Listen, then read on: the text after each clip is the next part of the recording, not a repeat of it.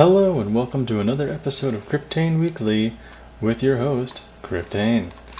I've kind of condensed this whole thing from now on. I'm going to go with like 5 main articles, maybe a movie, maybe some games related stuff. But we're going to try to condense this from now on, so they might not be as long, but that's okay, because, we're all a little tighter on time. But anyways, first things up is a Ghostbusters VR experience. So Jeff Bakalar from CNET, I first heard about this on the Beastcast, where you can hear Jeff Bakalar and friends, and he goes on to recount his experience with the Ghostbusters VR, and it's an amusement park type experience. You have to go to a location, and what it is though you wear a pack, and you wear this headset, and you go into this room. And they have like wind, and the room is mapped in a way that way when you're in the VR, if you went to touch a wall, that the wall would be there in VR too. It gives you a very surreal look and feel. Also, you're wearing a full tactile bodysuit, so that way when ghosts, let's say, go through you, you actually feel it, and it's actually positional vibration, so to speak. So that way you feel it at specific spots, or if you get shot or whatever the case would be. You feel it in certain spots. Also, when it comes to the physics of the game too, it's not just canned. It's actually like it's all physics rendered, so you can sit around shooting stuff with your little Ghostbusters blaster, or the streams, or I don't even know what you call them actually. But anyways, he goes on to recount all that, and I thought it was an amazing, interesting experience. Probably one of the best VR experiences I've heard about so far.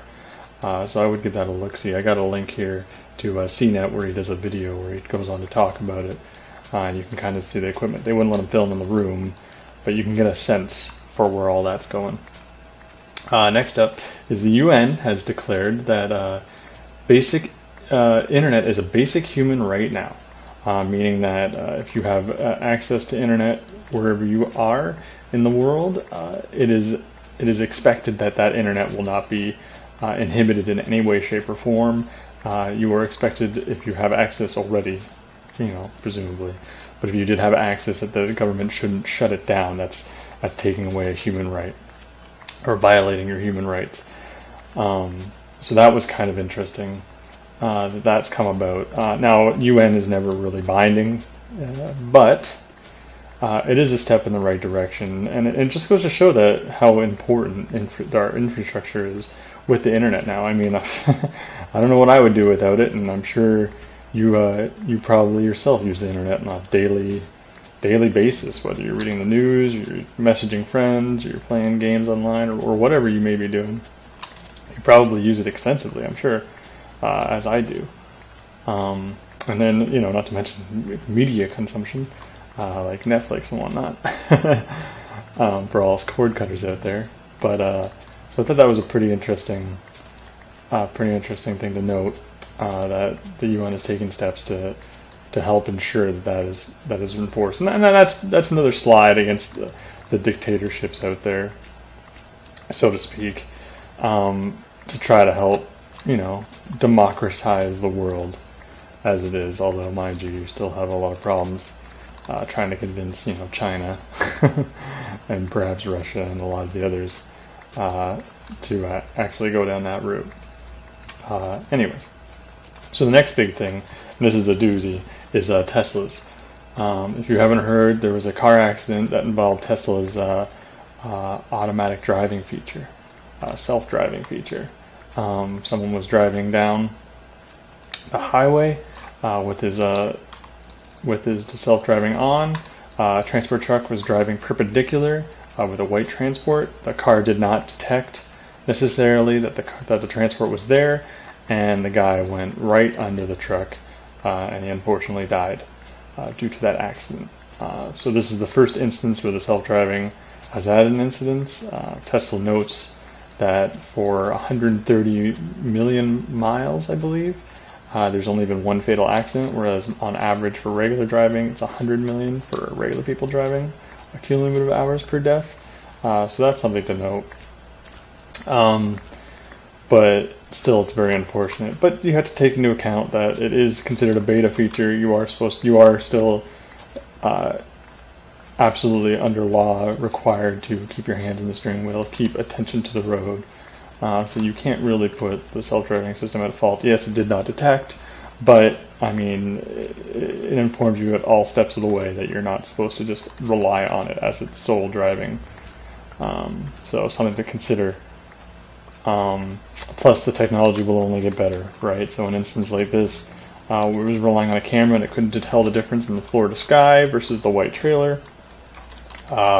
Whereas when you get some LiDAR systems and whatnot down the road, that would be less of an issue. So this is an unfortunate step backwards, but hopefully a step that will help get the right technology out there to prevent things like this from happening in the future. There was also another accident recently where someone was on the turnpike, or the car was driving and it hit the barrier and then skid out. They happen to survive. This is Tesla X. They happen to survive, and Tesla has said self-driving, as far as I know, wasn't on. Although they can't really release the details until the car accident has been investigated fully. Because people were concerned again, they're like, oh no, self-driving again. But in this case, it doesn't seem like self-driving was the cause for that accident. And everybody walked away from that one fine, so not that bad. But certainly interesting, the first death. So we'll see where things go from there.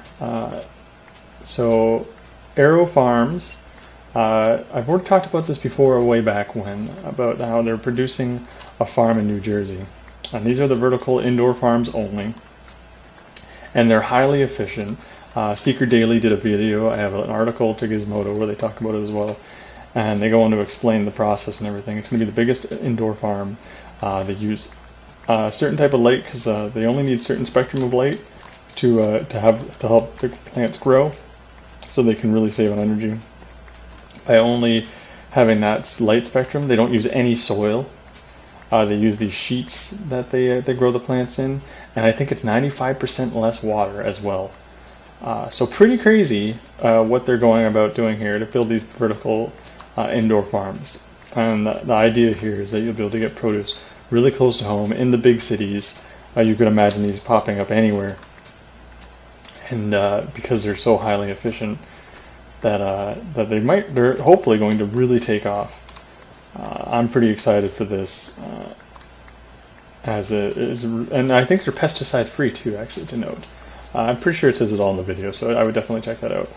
But yeah, pretty cool that it would use so much less. And when you think about like how much water is used for agriculture, like I don't know, it's a crazy amount of water goes to agriculture alone. The fact that it uses 95% less, that's just insane in a lot of ways. Perhaps not as efficient as the mass production of a farm, but uses up a lot less space. So for cost, it might be a little bit more now, but as you can see, as it scales up, that costs only go down. So we'll see where that goes. But that was pretty interesting. I would definitely check that out in that video. Next is a whole bunch of articles from The Verge. I got 4 articles, all pertaining directly or indirectly to the iPhone. Some of them are rumors, but let's get on to that. So the first thing is that the headphone jack apparently has been rumored to not be coming out with the next iPhone. No one really knows for sure why they're doing this exactly. A lot of it is that it's just the time for the headphone jack to go, or Apple's always on the forefront of innovation, and they might have something else in place. Or that they want to make the phone slimmer, and the headphone jack is what's actually preventing them from doing that so far, or currently. So these are many reasons. So the things that they could replace it with is wireless Bluetooth in this case, or you might be able to get a lightning port adapter. But the cool thing is that if you go this route with the lightning port, or even Bluetooth, since these would be powered headsets, they could do a lot more, where they could have programs built into the headsets where it would actually adjust the hearing. So people have different hearing volumes for different ears. So if you were at, like, let's say a 6 out of 10 for one ear, but only a 5 out of 10 for the other, this would be able to account for that, among other features that could be implemented, because these are no longer just like an analog type system, and they'd be digital, so they could be more controlled. So that's pretty interesting to see. We'll see what happens when if Apple releases this without the iPhone or the headphone jack. I'm sure we'll hear all about it and what they plan to do. Next up is there's an article by Nilay Patel from The Verge, and he's going on about the hostility of this and no iPhone headphone jack, but I mean, Apple's always been on the forefront. They got rid of the floppy, possibly before its time, but it needed to be done.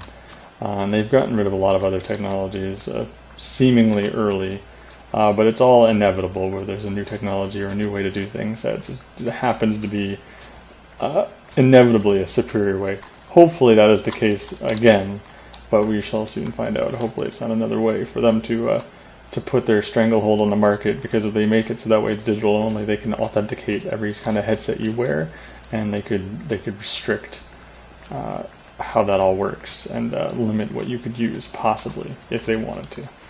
Anyways, also no more 16 gigabyte phones. They're going to hopefully start with 32 gigabytes. That's a nice little change. 32 gigabytes is the norm for most other phones by now. Even 64 is better, but 32 would be a nice little start, and we'll probably keep that for another 5 years or whatever. We'll see. But at least they're finally dropping that 16 gigabytes, because you can't even use that for anything anymore. And then iOS 10 beta is also out, and the big feature there is the lock screen has been revamped, so it's no longer slide to unlock. It's just either to unlock your phone, you have to push in the button to actually put in your code, or if you have a fingerprint scanner, it'll detect. But while you go to the lock screen, when you pull up your phone now, it'll automatically wake up, and you can swipe left till you get your widgets, and you can see the weather and the weather in your calendar and all that, and check that out. And also your messages you can check on your lock screen.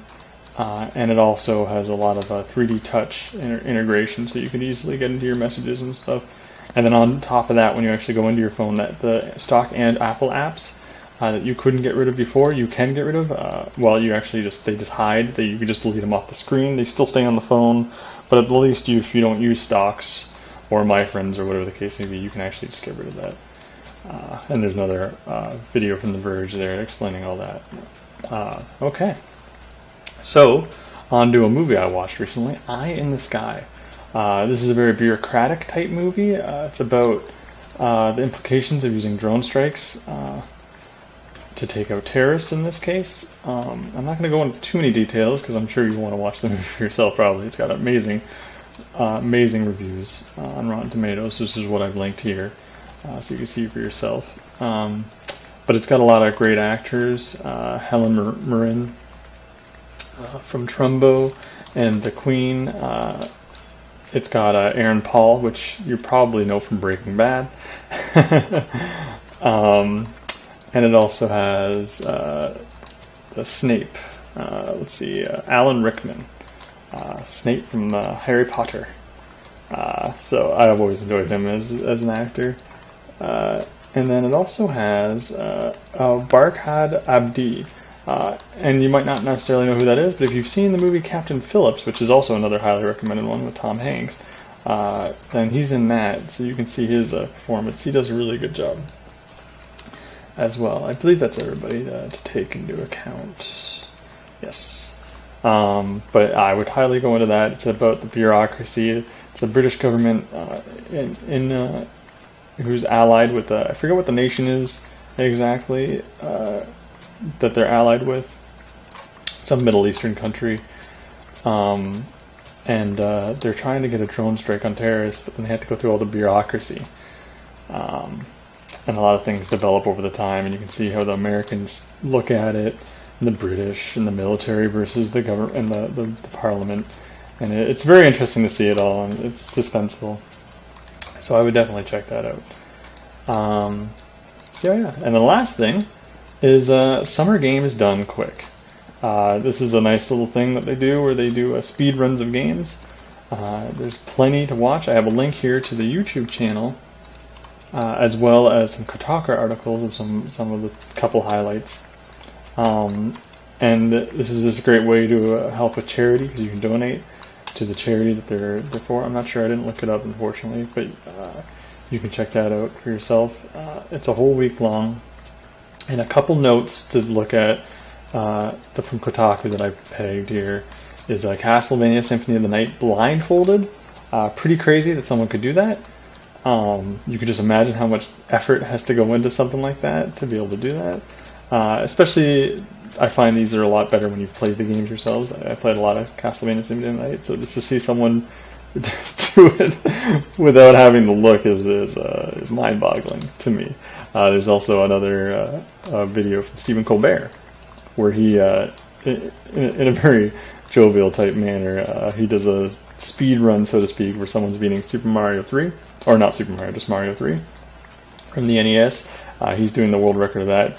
Stephen Colbert has to heat up a Hot Pocket, and then there's like a triathlon. I'm not sure where they pass on the baton between players. I think it's like 800 meters or whatever like that. And it's all being timed at the same time in like some kind of race. It's just hilarious, but it helps support summer games. I thought it was a funny little spot, so I would definitely check that out. Okay. Oh no, I haven't. Yeah. So check out Summer Games Done Quick. I think it might be over. If not, though, then get on there. But definitely for next year. But all the videos that they have, like I said, I have the YouTube channel posted here, so go check that out.